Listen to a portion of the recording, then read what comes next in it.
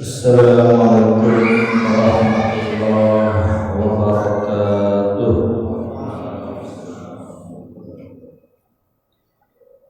Innal hamdalillah nahmaduhu wa nasta'inuhu wa nastaghfiruh wa na'udzu billahi min syururi anfusina wa min sayyiati a'malina. May yahdihillahu fala mudilla lahu wa may yudlil fala hadiya lahu. Asyhadu an la ilaha illallah wahdahu la syarika lahu wa asyhadu anna Muhammadan abduhu wa rasuluh. Allahumma shalli wa sallim ala sayyidina Muhammadin wa ala alihi wa sahbihi ajma'in, amma ba'du. Jamaah yang dirahmati oleh Allah Subhanahu wa ta'ala, alhamdulillah pada kesempatan kali ini berkat taufik, rahmat dan hidayah dari Allah Subhanahu wa ta'ala, kita bisa berkumpul di sini dalam rangka menunaikan kewajiban menuntut ilmu, belajar ilmu agama. Mudah-mudahan ilmu yang kita peroleh adalah ilmu yang bermanfaat. Amin ya rabbal alamin. Bapak-bapak yang dirahmati oleh Allah Subhanahu wa ta'ala,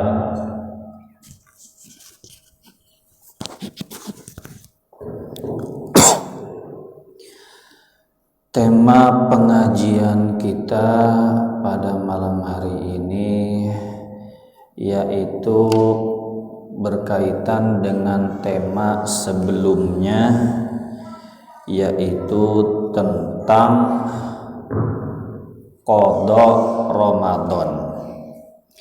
Di pertemuan sebelumnya kita sudah membahas mengenai fikih qada Ramadan.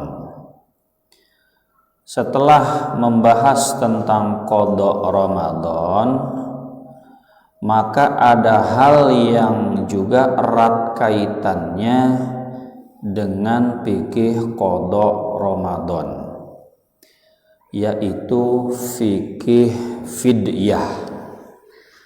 Karena qada Ramadan itu dengan fidyah saling terkait.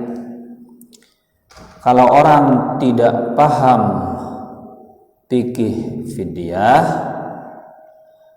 nanti dia akan salah dalam membayar fidyah.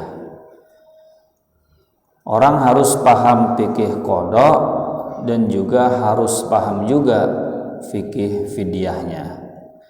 Karena tidak semua orang yang tidak puasa di bulan Ramadan, tidak semua orang yang tidak puasa di bulan Ramadan itu qada semua. Begitu juga tidak berarti fidyah semua.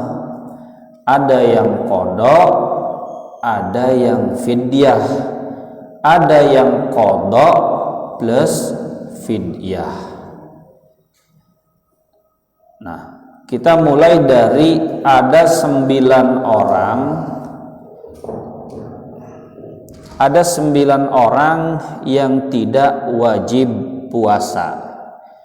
Berarti 9 orang ini boleh tidak berpuasa, namun dia punya konsekuensi yang berbeda. Yang pertama yaitu orang gila. Orang gila itu tidak wajib puasa karena dia hilang akal. Orang gila ini tidak qada dan juga tidak fidyah karena tidak wajib bagi dia untuk berpuasa. Yang kedua, orang yang boleh tidak berpuasa yaitu anak kecil. Anak kecil juga sama seperti orang gila, tidak wajib puasa, tidak ada fidyah. Yang ketiga, orang yang sakit. Nah, orang yang sakitnya itu ada hubungannya dengan puasa, maksudnya apabila dia berpuasa maka sakitnya tambah parah. Jadi tidak semua sakit boleh tidak puasa, Pak ya. Sakit yang jika dia puasa lama sembuhnya, yang jika dia puasa sakitnya bertambah parah. Nah, orang yang sakit ada dua kategori. Apabila ada harapan sembuh, maka dia qada. Karena dia ada harapan sembuh, ketika sembuh wajib qada puasa Ramadan. Apabila dia tidak ada harapan sembuh atau sulit sembuh, maka dia bukan qada, wajibnya bayar fidyah. Karena bagaimana dia bisa qada sementara sulit sembuh atau tidak ada harapan sembuh menurut dokter. Ini udah diponis stadium 4, sulit sembuh atau nggak bisa sembuh, ya udah nggak ada qada, berarti dia wajibnya bayar fidyah. Yang keempat, orang yang boleh tidak puasa yaitu orang tua renta yang lemah. Orang tua renta yang lemah itu tidak mungkin qada, sebab usia tua tidak bisa sembuh. Usia tua itu kan nggak mungkin balik muda lagi, Pak ya. Bisa balik muda lagi nggak, Pak? Nggak bisa ya. Kalau ada pilnya tuh saya beli, Pak. Pil untuk kembali muda, nggak bisa. Maka orang tua renta dan dia lemah tidak mungkin qada, pasti dia fidyah, kecuali pikun. Kalau pikun berarti hilang akal, statusnya mirip orang gila, tidak wajib puasa, tidak ada qada, tidak ada fidyah. Pikunnya cuman banyak. Kalau pikunnya sebulan sekali ya berarti fidyah gitu. Orang tua renta yang lemah. Tapi kalau orang tuanya masih sehat, masih kuat, maka usia bukan ukuran untuk tidak puasa. Ukurannya itu tua, renta, dan lemah. Itu wajib fidyah. Kalau pikun tidak wajib qada, tidak wajib fidyah. Yang kelima, wanita haid. Wanita haid itu qada atau fidyah? Qada. Kenapa? Karena haid itu bisa hilang, uzurnya hilang. Karena uzurnya hilang, maka wajib qada. Tidak ada fidyah bagi wanita haid. Yang keenam, orang yang boleh tidak puasa, wanita nifas, melahirkan. Itu qada atau fidyah? Qada. Karena nifas itu hilang kan, uzurnya hilang kan. Nah, karena uzurnya hilang, maka qada. Jadi gini, Pak, memahami rumus qada atau fidyah, ini teh qada atau fidyah. Gampangnya begini, jika uzurnya hilang, maka qada. Uzurnya hilang berarti dia bisa qada, bisa puasa. Tapi jika uzurnya tidak hilang atau sulit hilang, maka dia fidyah. Itu rumus umumnya. Yang selanjutnya, yang ketujuh, yaitu ibu hamil. Ibu hamil itu umumnya ulama mengatakan dia wajib qada. Wajib qada. Ada juga yang mengatakan wajib qada plus fidyah. Fidyah saja itu pendapat minoritas ulama. mazhab Ibnu Abbas dan Ibnu Umar menyatakan ibu hamil dan menyusui tidak perlu qada, cukup fidyah saja. Itu pendapat minoritas. Pendapat mayoritas ulama, ibu hamil menyusui itu wajib qada saja atau qada plus fidyah. Nanti saya rinci kenapa ada yang wajib qada plus fidyah saja, ada yang wajib qada saja. Kalau yang fidyah saja itu pendapat minoritas. Umumnya 4 mazhab qada saja atau qada plus fidyah. Cuman yang paling laku yang mana, Pak? Fidyah saja, wah lebih gampang gitu ya. Paling laku. Karena paling memudahkan. Nggak perlu ribet-ribet kodok lah mah, udah fidyah aja. Kan papa jadi nggak repot, begitu Pak ya. Nah, yang ketujuh, yang kedelapan ibu hamil menyusui. Yang kesembilan orang yang boleh tidak puasa yaitu musafir. Nah, musafir itu qada apa fidyah? Karena udurnya hilang. Musafir kan hilang kan? Bukan musafir yang hilang, itu diculik berarti. Musafirnya nggak terus-terusan kan? Nah, berarti kan dia pulang ke rumahnya, udah nggak jadi musafir lagi, ya berarti wajib qada. Jadi dalam memahami orang yang tidak puasa itu jangan langsung gebiah uyah, udah qada saja, nggak melulu begitu, atau udah fidyah saja, enggak. Ada yang qada saja, ada yang fidyah saja, ada juga yang qada plus fidyah. Nah, itu latar belakangnya dulu ya. Ada 9 orang yang boleh tidak berpuasa. Saya ulang nih ya. Orang gila tidak ada qada, anak kecil tidak ada qada, orang sakit ada 2, sakit ada harapan sembuh qada, sakit yang sulit harapan sembuh fidyah, orang tua renta yang lemah fidyah, yang pikun hilang akal tidak wajib puasa, maka tidak ada qada, tidak ada fidyah. Wanita haid qada, nifas melahirkan qada, ibu hamil qada, ibu menyusui qada plus fidyah sebagian ulama. Musafir qada. Nah, itu 9 orang yang boleh tidak puasa. Jadi kalau ngukur orang puasa atau enggak, boleh apa enggaknya, ukurnya 9 itu. Kita ngelihat orang enggak puasa nih, dia termasuk 9 ini enggak? Cek. Bukan orang gila, bukan wanita haid, bukan musafir, masih sehat. Ya berarti wajib puasa gitu. Jamaah yang dirahmati Allah Subhanahu wa taala. Nah, sekarang kita mulai mengenai pengertian fidyah. Tadi pembukaannya dulu ya. Pembukaannya itu tidak semua orang yang tidak puasa itu qada saja atau fidyah saja, tergantung sebabnya. Pengertian fidyah. Fidyah secara bahasa yaitu harta yang dikeluarkan sebagai tebusan. Nah, hiung itu kan. Fidyah itu jadi harta yang dikeluarkan sebagai tebusan. Ya, tebusan apa? Tebusan karena dia tidak melakukan kewajiban puasa. Bahkan nanti ada ulama yang melebar, selain ada fidyah untuk puasa, ada juga fidyah untuk sholat. Sebagian kecil ulama ada yang menyatakan gitu, nggak sholat fidyah gitu.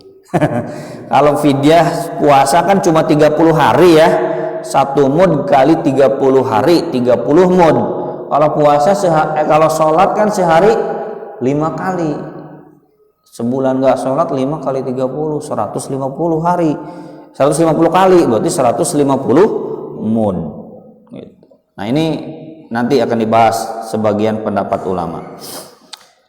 Jadi fidyah puasa itu secara istilah ya, tadi secara bahasa, fidyah secara bahasa harta yang dikeluarkan sebagai tebusan. Fidyah secara istilah yaitu memberi makan memberi makan satu orang miskin sesuai jumlah hari yang ditinggalkan. Memberi makan satu orang miskin sesuai jumlah hari puasa yang ditinggalkan. Jadi rumusnya, satu hari nggak puasa berarti satu kali fidyah. Ukuran fidyahnya, istilah fikihnya di zaman Nabi sebenarnya bukan 1 liter, 1 kilo, 11.000, 12.000, bukan. Ukuran di masa Nabinya yaitu 1 mud. 1 mud ini segini. Kalau zaman Nabi kan gandum disiuk begini, tangannya orang dewasa yang normal segini gumpalannya, itu namanya 1 mud. Nah, nanti beda konversinya. 1 mud ketika dikonversikan ke dalam satuan liter, satuan berat, itu berapa? Itu di situ perbedaannya. Atau perbedaannya di mudnya sendiri. 1 mud itu segini. Ada yang bilang 1 gini, 1 mud itu segini. Ada yang bilang 1 mud ini 4 kali begini. Paham, Pak? Itu. Nah, di situ bedanya. Gitu. Yang pasti fidyah puasa itu 1 hari nggak puasa berarti fidyahnya 1. Satunya 1 mud. Kalau 30 hari tidak puasa berarti 30 mud. Kalau 60 hari nggak puasa berarti 60 mud. Sesuai puasa yang dia tinggalkan. Kan orang beda-beda. Ada yang ninggalin puasanya 10 hari, ada yang ninggalin puasanya puluhan tahun. 10 tahun nggak puasa, preman tobat, preman insaf. Nah, ini berapa ini? Itu fidyahnya 1 truk gitu, Pak. Atau 2 truk gitu. Itu secara istilah. Nah, sekarang kita bicara takaran fidyah menurut 4 mazhab. Fidyah itu bagaimana sih ukurannya, berapa sih? Menurut mazhab Maliki dan Syafi'i, 1 mud makanan pokok. Ingat, Maliki dan Syafi'i, 1 mud makanan pokok. Makanan pokoknya itu gandum, kurma, beras, jagung, tergantung penduduk sekitar. Kita hidup di mana? Hidup di Indonesia, berarti beras. Berarti 1 mud beras. Itu Maliki, Syafi'i. Pendapat kedua, 1 mud itu sama dengan 1 sok. 1 mud itu ya ukuran zakat fitrah. Itu 1 mud itu dianggap ukuran zakat fitrah. Maaf, fidyah itu menurut mazhab Hanafi ukurannya itu 4 mud. Jadi fidyah menurut mazhab Syafi'i, ya, fidyah menurut mazhab Syafi'i adalah 1 mud. Fidyah menurut mazhab Hanafi 4 mud.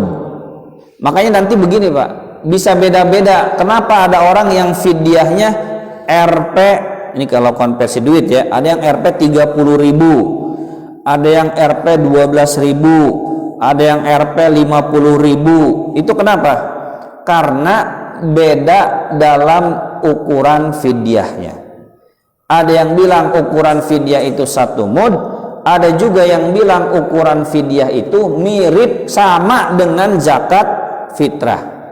Jadi gampangnya gini, saya mau fidyah, Pak, DKM. Ya udah, berarti ibu bayar fidyah sesuai dengan zakat fitrah. Ibu bayar zakat fitrah berapa? Oh, sekian, Pak. Ya udah, sama fidyah itu. Menurut mazhab Hanafi. Menurut mazhab Hambali 2 mud. Menurut mazhab Hambali 2 mud. Berarti 2 kali begini.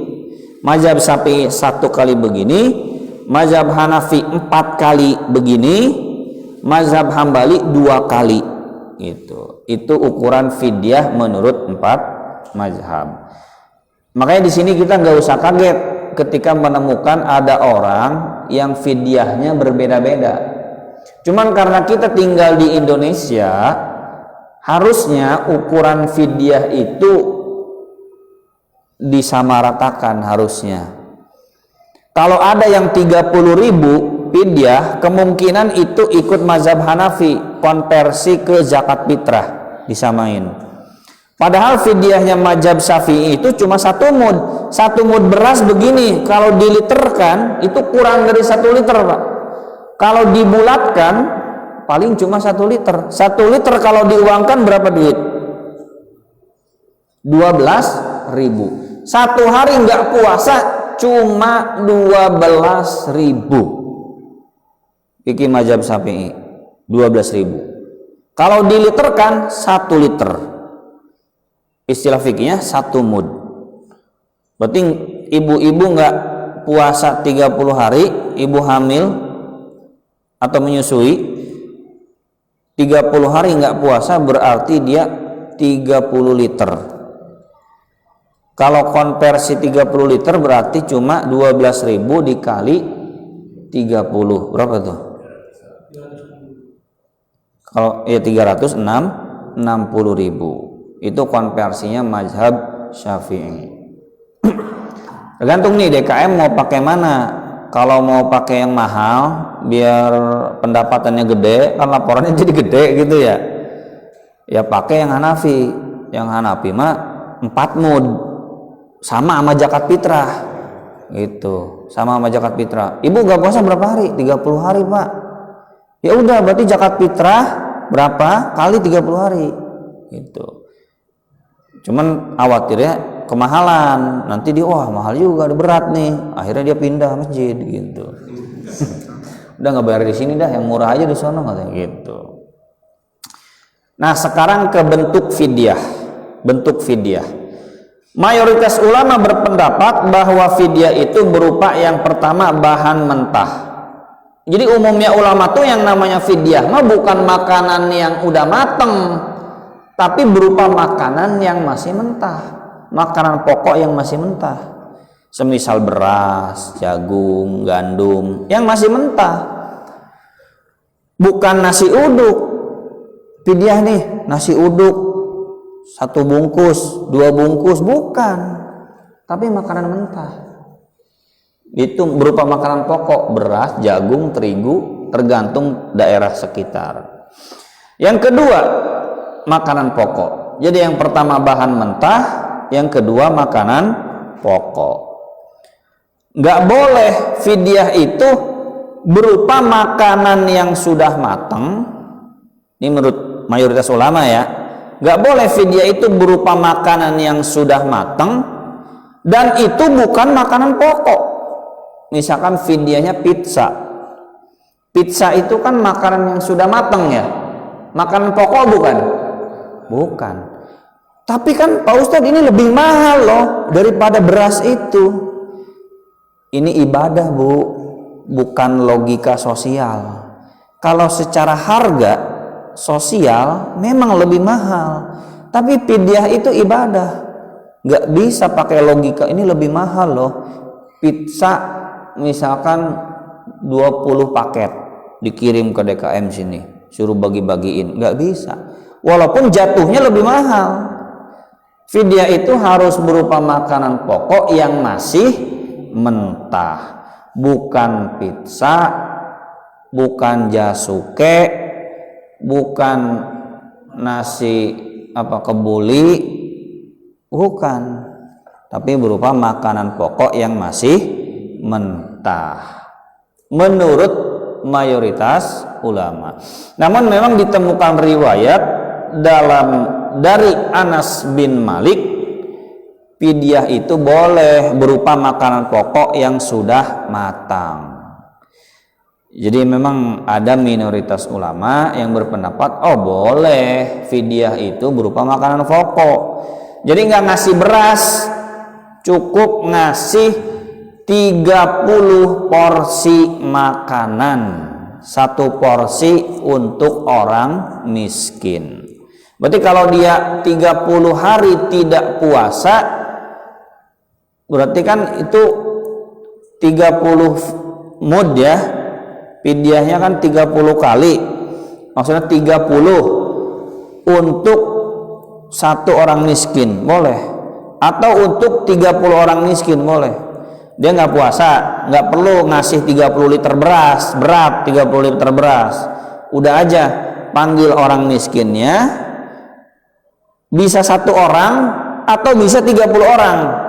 Jadi fidyah itu sebenarnya nggak harus gini, saya nggak puasa 30 hari, oh berarti 30 mud untuk 30 orang miskin. Tidak harus seperti itu. Susah Pak nyari 30 orang miskin, nggak puasanya 30 hari, nyari 30 orang miskin susah nggak? Susah. Ya udah gini aja, 30 mud 30 liter untuk satu orang miskin. Itu kalau bentuk makanan pokok.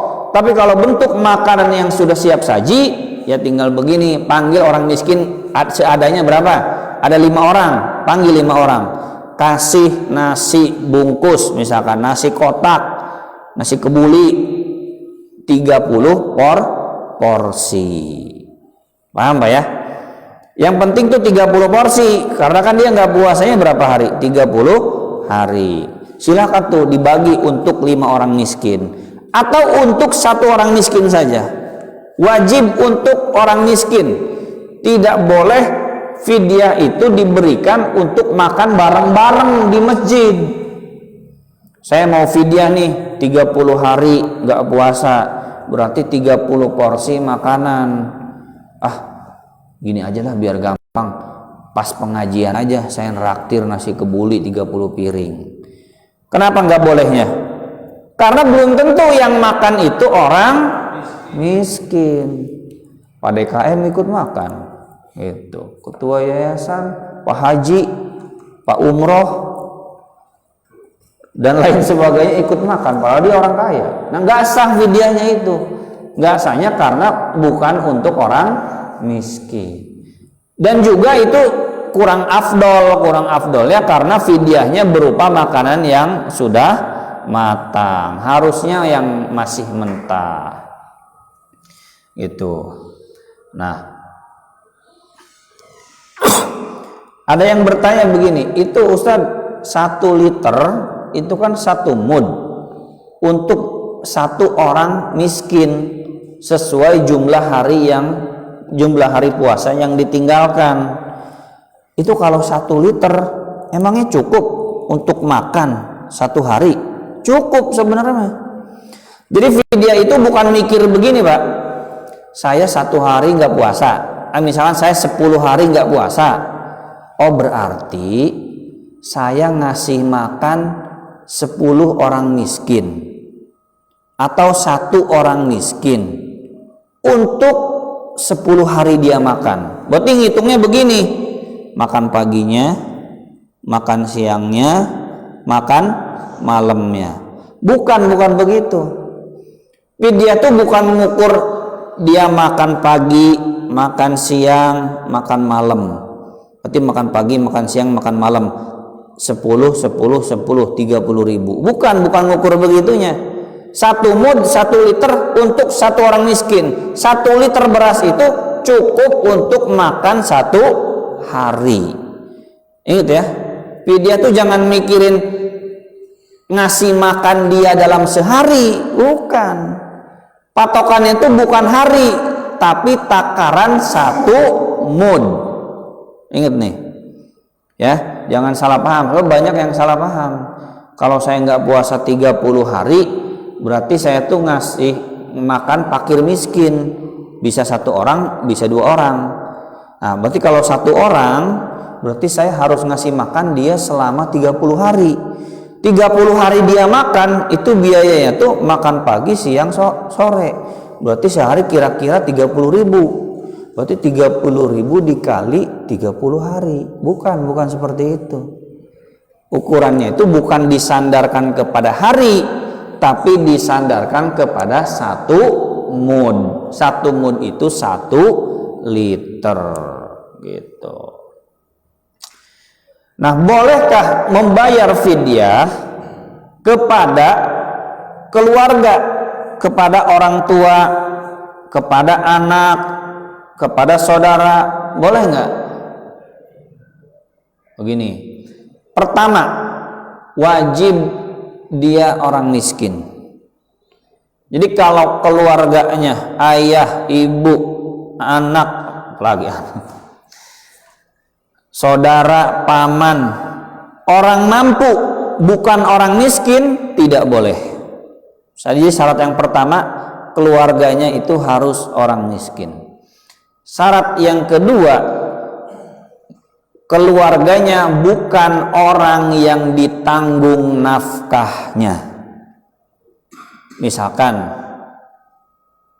ayah itu pertama dia miskin. Oke, ayahnya miskin. Yang kedua, ayah itu wajib gak ditanggung nafkahnya oleh anak?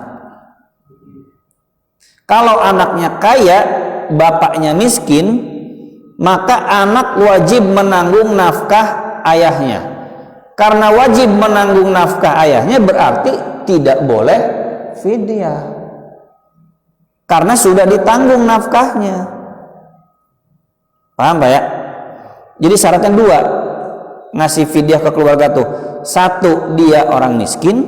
Dua, keluarga itu bukan orang yang ditanggung nafkahnya oleh kita yang menunaikan fidyah. Lah kalau kita kaya, kita mau fidyah, ya nggak boleh fidyah ke bapak, ke keluarga, ke orang yang kita tanggung nafkahnya. Karena kalau kita fidyah ke dia, berarti sama aja kita nggak memberi nafkah. Fidyahnya harus keluar. Bolehnya itu kalau dia miskin dan orangnya tidak ditanggung sama kita. Misalkan dia ayah kita miskin, oke, satu syaratnya. Dua, bapak kita tuh jauh dengan kita.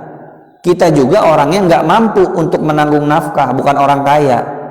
Nah, berarti karena bapak kita orang miskin dan juga tidak ditanggung nafkahnya oleh kita karena kita bukan orang kaya, kebetulan kita mau bayar fidyah, boleh fidyah itu diberikan kepada ayah, orang tua.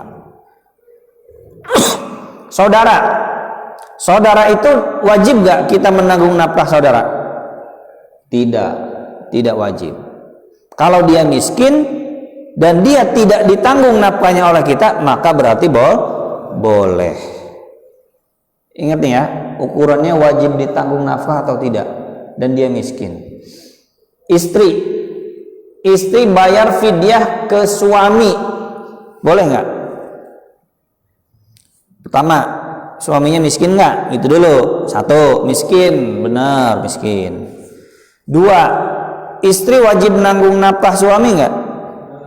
Tidak.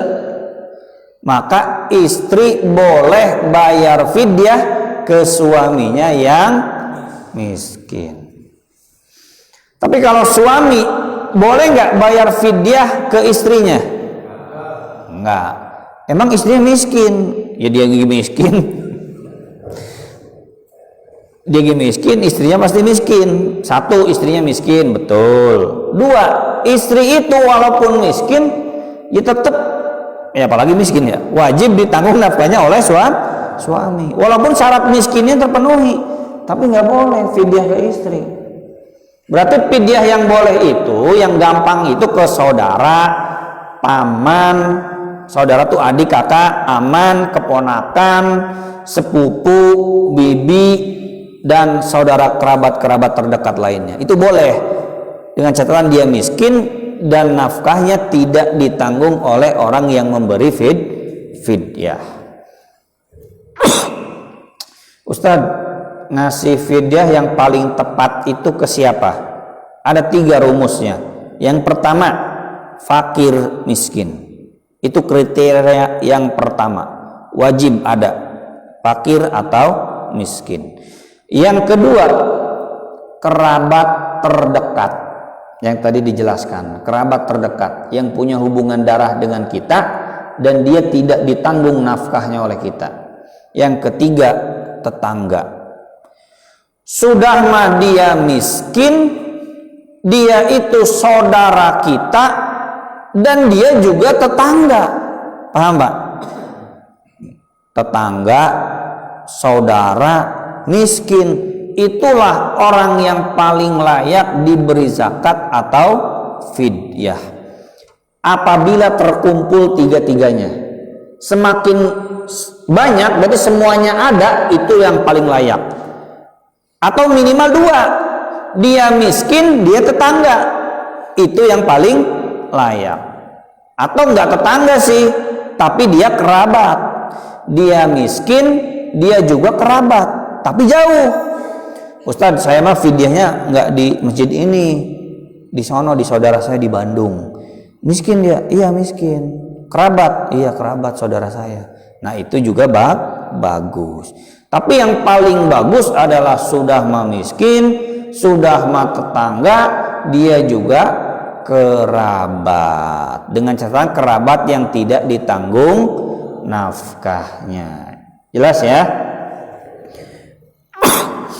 Nah, yang selanjutnya, bayar fidyah itu standarnya itu beda-beda enggak Ustadz? Beda-beda enggak?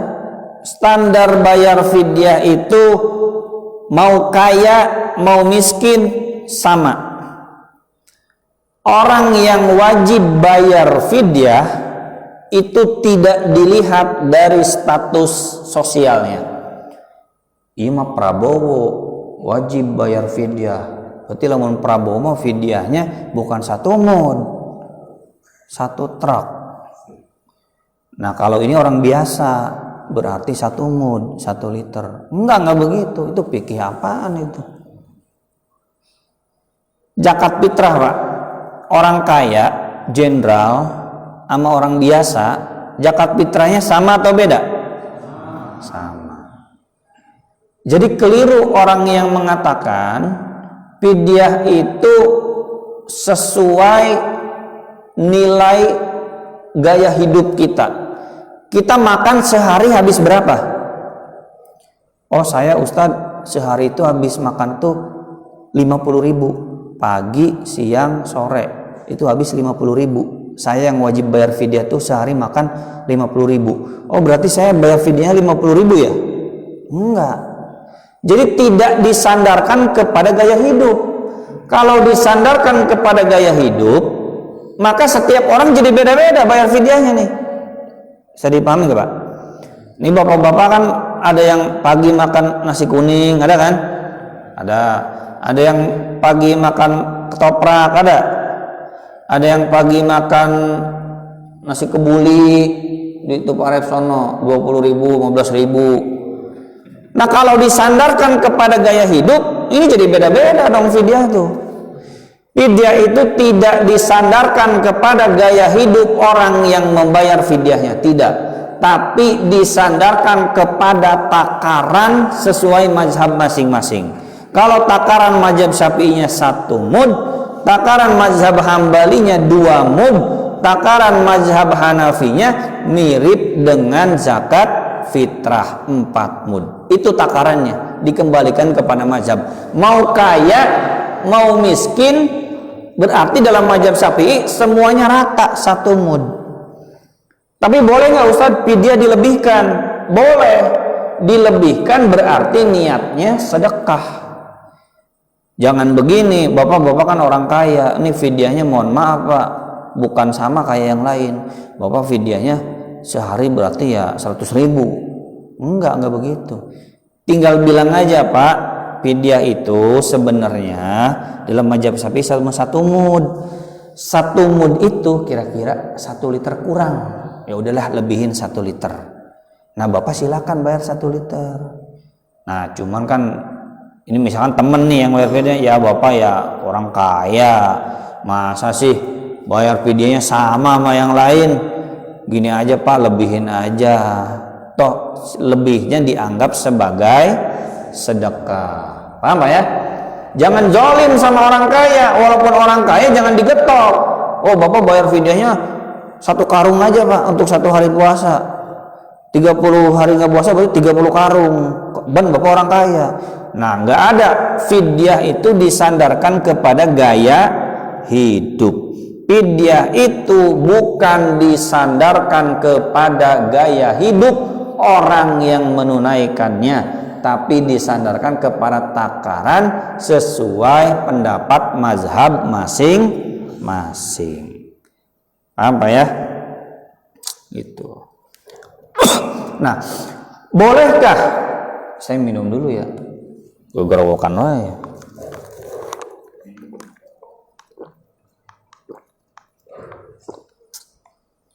Nah, selanjutnya, bolehkah bayar fidyah pakai uang? Boleh nggak? Sama kayak zakat fitrah, boleh nggak? Boleh menurut mazhab Hanafi, minoritas. Jumhur ulama mazhab Maliki, Syafi'i, Hambali, zakat fitrah fidyah pakai uang tidak sah. Tidak sah. Zakat fitrah pakai uang tidak sah menurut 3 mazhab. Kenapa tidak sah? Karena fidyah zakat fitrah itu ritual. Ritual itu harus dilakukan apa adanya. Bapak sholat nih, zuhur, berapa rakaat, Pak? 4 rakaat. Apa adanya enggak? Enggak ditambahin kan? Enggak dikurangin kan? Nah, itulah ritual. Ritual itu dari sononya begitu, kerjakan seperti itu. Wudu, paham nggak paham, ini kenapa yang kentutnya pantat, kok yang dibasuhnya muka, ini nggak masuk akal ini. Paham nggak paham, tetap kerjakan apa adanya. Wudu tuh begitu caranya. Muka, yang wajib-wajib ya, tangan, kepala, terus kaki. Ya udah begitu, ikutin aja. Tapi kan saya sudah mandi. Nggak pakai akal, udah ikutin aja. Sholat zuhur 4 rakaat, udah dari sononya begitu, nggak bisa pakai akal. Sholat subuh berapa rakaat? 2 rakaat. Ustadz saya mah kergetol sholat yuk sekalian olahraga Ustadz, bisa tuh 10 rakaat, bisa nggak Pak? Nggak bisa. Ibadah itu harus dikerjakan apa adanya, sesuai apa adanya. 4 rakaat yang 4 rakaat, 2 rakaat ya 2 rakaat. Wudu kayak gitu caranya, kayak gitu caranya. Tayamum pakai debu ya pakai debu, nggak usah pakai urusan debu nih, udah ketinggalan zaman, udah kuno nih. Pakai bedak aja gimana nih, pakai hand body nih. Nggak bisa. Ibadah. Nah, menurut ulama yang mengatakan fidyah zakat fitrah itu tidak sah pakai uang, argumentasinya yaitu namanya zakat fitrah, namanya fidyah itu ibadah. Seperti halnya sholat 5 waktu yang tidak boleh diotak-atik. Nabi kan nyontohin zakat fitrah pakai apa Pak? Bukan beras, pakai kurma kan? Pakai makanan pokok, bukan pakai dinar dirham. Makanya tidak sah. Cuman ada kemudahan dalam mazhab Hanafi. Menurut mazhab Hanafi, soal fidyah, soal zakat fitrah itu bukan ibadah ritual. Fidyah zakat fitrah itu sosial, yang ngasih aja, yang penting senilai. Ini saya bukan tadi ngedukung nggak saya, ini jangan salah paham nih. Saya menyampaikan semuanya. Menurut mazhab Hanafi yang namanya fidyah zakat fitrah itu ibadah sosial. Yang namanya sosial itu yang penting nilainya sama. Zakat fitrah misalkan 3,5 liter, ya boleh dong dikonversi dengan nilai yang sama berupa uang, boleh. Bukan kayak sholat, bukan kayak wudu, bukan kayak tayamum yang ibadahnya saklek harus begitu, enggak. Yang namanya sosial mah yang penting ngasih, karena ibadahnya dianggap ibadah ta'akuli menurut mazhab Hanafi. Tapi menurut yang lain dianggapnya ibadat ta'abbudi. Nah, cuman untuk yang lebih hati-hati Pak, saya sarankan zakat fitrah maupun fidyah sebaiknya pakai makanan pokok yang masih mentah. Tidak perlu dikonversi menjadi uang. Kalau memang Bapak mau ikut mazhab Hanafi, boleh aja. Ustadz berat saya pakai beras mah 30 hari nggak puasa, masa harus bawa 30 liter, berapa kilo itu saya harus manggul-manggul gitu kan, udah pakai duitnya aja deh. Boleh menurut mazhab Hanafi. Ya tergantung keyakinan masing-masing aja ya, gitu boleh gitu Pak. Nah sekali lagi sedikit lagi nih, kapan bayar fidyah? Kapan bayar fidyah? Boleh bayar fidyah sejak masuk Ramadan. 1 sejak masuk Ramadan, 2 sejak dia tidak puasa. Jadi nggak boleh bayar fidyah itu sebelum Ramadan. Saya ini hamil Ustadz, menyusui, saya yakin saya nggak akan puasa. Udah fidyahnya sekarang aja deh. Kan Ramadan sebulan lagi, mumpung ada duit nih, suami dapat bonus, bayarnya sekarang aja. Ya nggak bisa. Ibu kan belum masuk Ramadan Bu, dan juga ibu kan belum tentu puasa, bisa jadi puasa kan, gitu. Jadi boleh bayar fidyah itu dimulai sejak 1 Ramadan, dimulai sejak dia tidak puasa. Boleh per hari, boleh direkap setelah akhir Ramadan. Paham Pak? Boleh juga ditunda sampai 31 Sya'ban. Mirip kodok. Kodok 10 hari, punya utang puasa 10 hari. Boleh nggak ditunda sampai sekarang nih? Kan bulan Sya'ban ya? Boleh nggak? Boleh. Utangnya 10 hari, Ramadan kan 20 harian lagi ya? Boleh. Fidyah juga boleh. Jadi sebenarnya mah nggak kaku fidyah itu, nggak harus begini.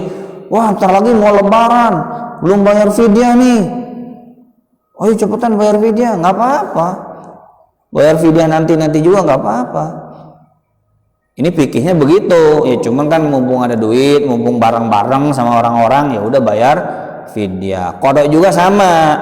Qadha itu kan dimulai dari 2 Syawal sampai dengan 30 Sya'ban. Kecuali Idul Adha, itu qadha puasa. Fidyah juga sama begitu, gitu. Boleh dirapel 30 hari boleh. Gitu. Di akhir Sya'ban juga boleh. Ustadz, bagaimana orang yang tidak mampu bayar fidyah? Dia wajib bayar fidyah seperti yang tadi disebutkan. Dia sakit yang nggak bisa sembuh, dia orang tua renta yang lemah, kan wajib bayar fidyah ya. Ustadz, boro-boro bayar fidyah, makan aja susah, gimana? Wajib nggak bayar fidyahnya? Gugur bayar fidyahnya kalau dia orang miskin. Kan fidyah itu untuk siapa? Untuk orang miskin kan? Lah dia miskin, kagak punya duit, boro-boro bayar fidyah. Ya udah berarti kewajiban fidyahnya gugur. Gugurnya kapan? Ditunggu sampai 30 Sya'ban. Kalau 30 Sya'ban dia wajib bayar fidyah, belum punya juga duit, belum punya harta juga, belum punya beras juga, masih jadi orang miskin, istiqomah jadi orang miskinnya. Gitu kan? Maka kewajiban fidyahnya gugur. Paham Pak ya? Cuman jangan menggugur-gugurkan diri. Saya kayaknya gugur deh gitu kan. Masa sih gugur gitu. Jalan-jalan ke Ancol bisa. Gitu. Ya, gitu. Demikian, mohon maaf apabila ada kesalahan dalam penyampaian atau kurang jelas. Yang benar datang dari Allah Subhanahu wa taala. Yang salah datang dari diri saya pribadi. Mohon maaf karena keterbatasan waktu, tidak ada tanya jawab. Hadanallah wa iyyakum ajmain. Subhanakallahumma wa bihamdika asyhadu an la ilaha illa anta astaghfiruka wa atubu ilaik. Wabillahi taufiq wal hidayah. Wassalamualaikum warahmatullahi wabarakatuh.